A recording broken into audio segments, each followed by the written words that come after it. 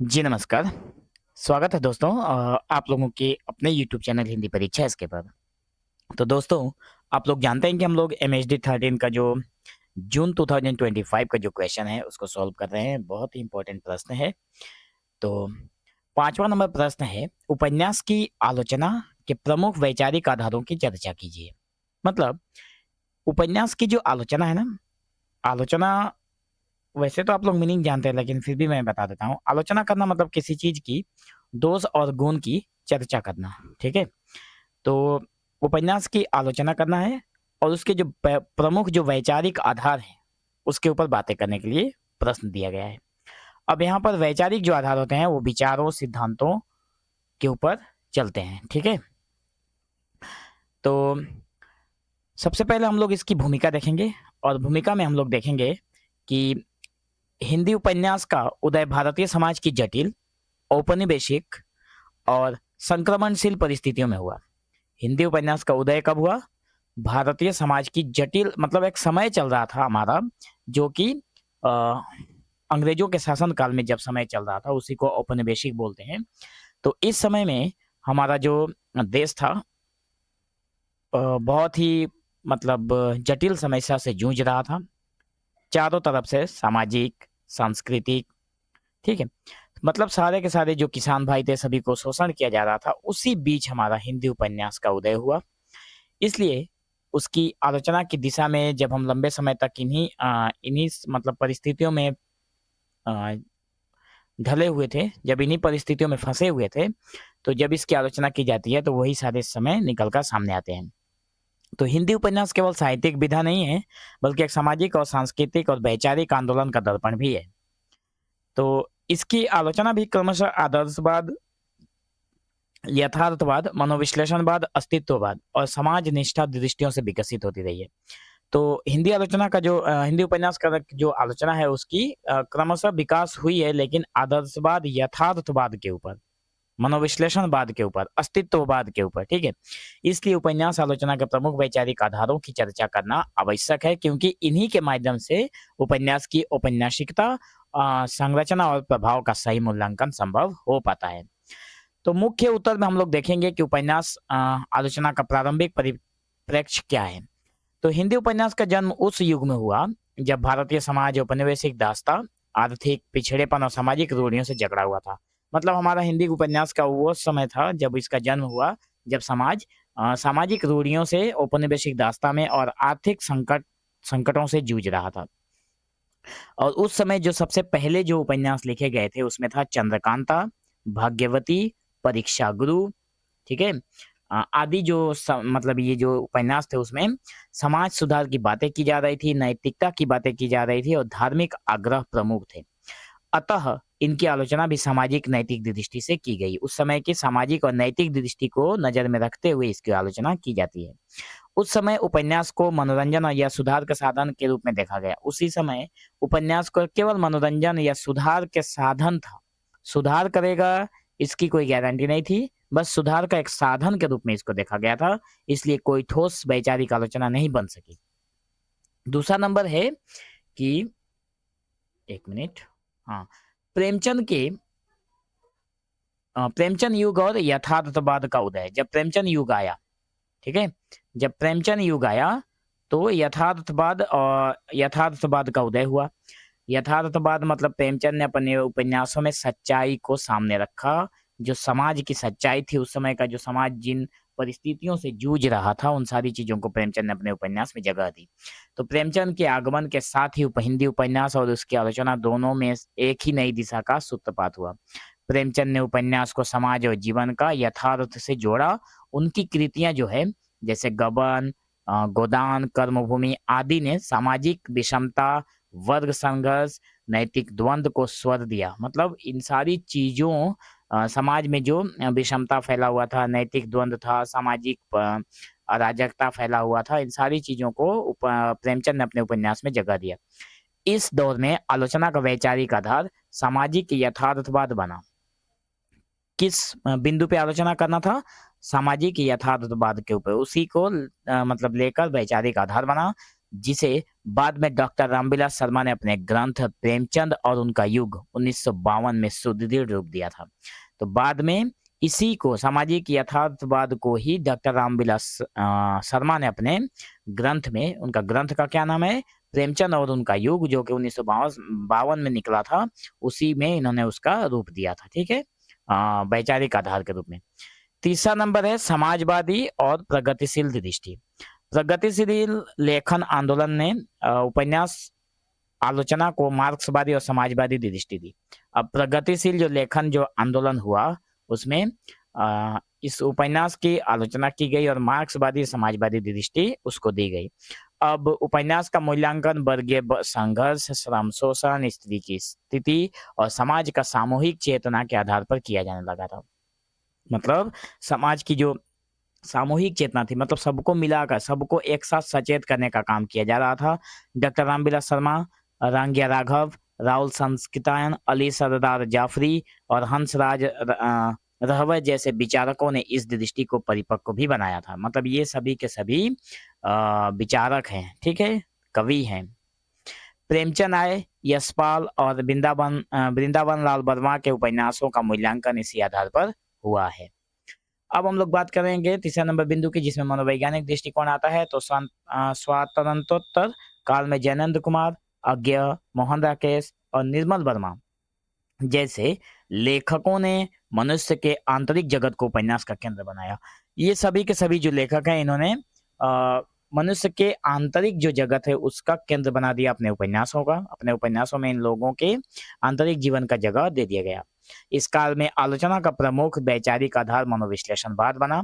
Doctor Devraj Upadhyay की पुस्तक आधुनिक हिंदी कथा साहित्य और मनोविज्ञान इस प्रवृत्ति का सशक्त उदाहरण है। उदाहरण के तौर पर हम लोग इन दोनों प्रवृत्ति को देख सकते हैं। ठीक है, तो आलोचकों ने पात्रों के द्वंद्व, जिज्ञासा, अपराध बोध और चेतना को गहराइयों से मापने का प्रयास भी किया था।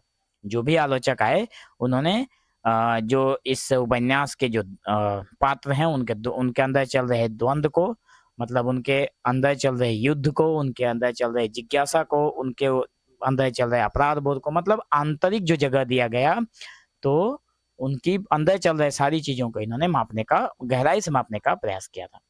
पांचवा नंबर बिंदु है अस्तित्ववादी और व्यक्ति केंद्रित दृष्टि।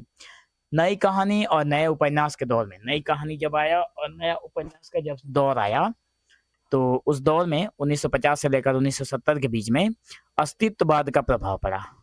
अस्तित्ववाद का जो प्रभाव था वो बढ़ गया।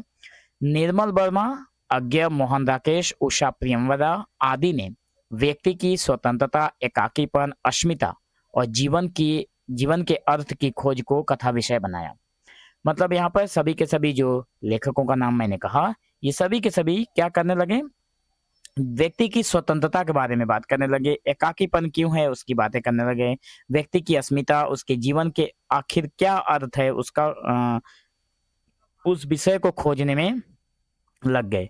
तो आलोचकों ने इन उपन्यासों का मूल्यांकन अस्तित्ववादी दृष्टि से किया। अस्तित्व का मतलब ही है कि अगर आप धरती पर आए हैं तो आपका क्या अस्तित्व है, ठीक है ना, इसमें कोई नया मतलब कॉन्सेप्ट नहीं है, पुराना ही है। तो अस्तित्ववादी दृष्टि से किया। जैसे नदी के द्वीप में आत्मपूर्णता है और समाज के बीच संघर्ष का भी विश्लेषण देखने को मिलता है। उसके बाद हम लोग बात करेंगे छठे नंबर बिंदु की, जिसमें है संरचनात्मक और शिल्पवादी आलोचना। तो आधुनिक आलोचना में उपन्यास को उसके शिल्प, भाषा, रूप और संरचना के आधार पर भी परखा गया। आधुनिक आलोचना में क्या किया गया, जो भी उपन्यास है उसकी भाषा, शिल्प और संरचना के आधार पर उसको परखा गया, उसको देखा गया। दृष्टिकोण के अनुसार उपन्यास का जो मूल्यांकन है उसकी कथानक, तकनीक, प्रतीक, बिंब, संवाद और शैली के सौंदर्य से किया जाता है। राजेंद्र यादव का जो 18 उपन्यास थे इसी वृत्ति का उत्कृष्ट उदाहरण है। राजेंद्र यादव के 18 उपन्यास जो हैं इसी प्रवृत्ति के अंदर आते हैं। मतलब इस उपन्यास का जो मूल्यांकन है उसकी कथानक, उसकी तकनीक, उसके प्रतीक, उसके बिंब, उसके संवाद शैली के ऊपर, उसके मतलब संवाद शैली के जो सौंदर्य है उसके ऊपर किया जाता है। तो जहां प्रत्येक रचना की आलोचना उसके केंद्र बिंदु के आधार पर की गई है। ठीक है, उसके बाद है नारीवादी और लैंगिक दृष्टि। नारीवादी और लैंगिक दृष्टि को भी हम लोग देख सकते हैं कि स्वतंत्रोत्तर काल में उपन्यास आलोचना का एक प्रमुख वैचारिक आधार नारी दृष्टि भी बनी। नारी दृष्टि बनी एक स्वतंत्र उपन्यास आलोचना का एक प्रमुख आधार ये भी है, नारी दृष्टि। अब आलोचना में ये प्रश्न उठने लगे कि उपन्यासों में स्त्री की प्रस्तुति कैसी है, वो स्वतंत्र है या पुरुष दृष्टि से नियंत्रित है। मतलब सीधा सा मतलब है कि अगर उपन्यास में कोई किसी स्त्री का अगर जिक्र आया हुआ है तो उस स्त्री का जो प्रस्तुति की गई है, दिखाया गया है, बताया गया है, वो कैसा है, क्या वो स्वतंत्र है या किसी पुरुष वर्ग द्वारा उसको नियंत्रित किया जाता है। जैसे कृष्णा सोबती, मनु भंडारी, मैत्रेयी पुष्पा, प्रभा खेतान आदि की रचनाओं पर निर्मला जैन, अर्चना वर्मा और रमणिका गुप्ता ने इसी दृष्टि से आलोचना की थी। ठीक है, अब हम लोग बात करते हैं ग्राम्य और आंचलिक दृष्टिकोण। आंचलिक और ग्राम्य जो दृष्टिकोण था वो क्या है, तो विवेकी राय, फणीश्वर नाथ रेणु और श्रीलाल शुक्ल जैसे लेखकों के उपन्यासों ने ग्रामीण जीवन, लोक संस्कृति और आंचलिक परिवेश को केंद्र बनाया। मतलब देखिए, विवेकी राय हैं, फणीश्वर नाथ रेणु हैं और श्रीलाल शुक्ल जैसे जो लेखक हैं, तो लेखकों ने उपन्यासों में जो ग्रामीण जीवन है, लोक संस्कृति है, जो आंचलिक परिवेश को केंद्र बनाया इन्होंने। मतलब ग्राम का जो आंचलिक परिवेश है उसको इन्होंने केंद्र बनाया और इस प्रवृत्ति ने आलोचना को आंचलिक यथार्थ की दिशा दे दी। ठीक है, तो रामदरस मिश्र की संपादित पुस्तक थी हिंदी के आंचलिक उपन्यास। रामदरस मिश्र की जो संपादित पुस्तक है हिंदी के आंचलिक उपन्यास, इस आलोचना की ठोस मिसाल बनी। 9 नंबर बिंदु की अगर बात करें तो उत्तर, आधुनिक और प्रयोगवादी दृष्टि। तो 70 के दशक के बाद हिंदी उपन्यास में आत्मकथात्मकता, विखंडन और आधुनिक प्रयोग उभरने लगे थे। 70 के दशक में क्या हुआ, हिंदी उपन्यास में आत्मकथात्मकता देखने को मिला था।